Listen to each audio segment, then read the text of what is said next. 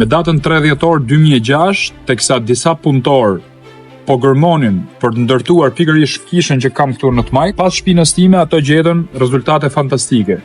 Është pikërisht kjo kishë, e cila është e vjetër gati 1200 vjeçare, i përket pikërisht kohës bizantine. Është një nga krenaritë e Dorvenit, e fushkrujes, të krujes dhe të gjithë Shqipërisë. Më vonë ata punëtorë ndaluan punën, lajmëruan inxhinieri lajmëroi instancat e tjera dhe këtu filluan gërmimet e para. Rezultatet ishin fantastike, u gjetën afreske, u gjetën monedha. Kjo kishë është e Shën Gjon Pagzorit. Fatkeqësisht shteti e ka lënë pas dore.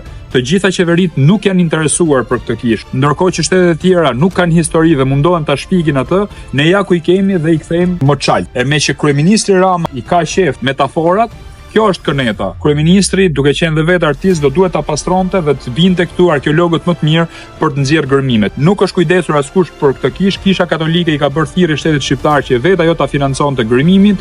Vetë shteti shqiptar ka filluar me politikën e ping-pongut, duke thënë që do ta bëj vetë gërmimin, ndërkohë gërmime nuk ka pasur dhe kanë kaluar 19 vjet që nga ajo ditë që janë bërë gërmimet e para dhe situata është e tillë. Gjeni shtete të tjera, të cilat kanë pasur këto rezultate dhe i kanë lënë objektet e kultit të rast për pasuritë kombëtare në këto kushte siç është kjo tani, në një Moçal dhe Konet.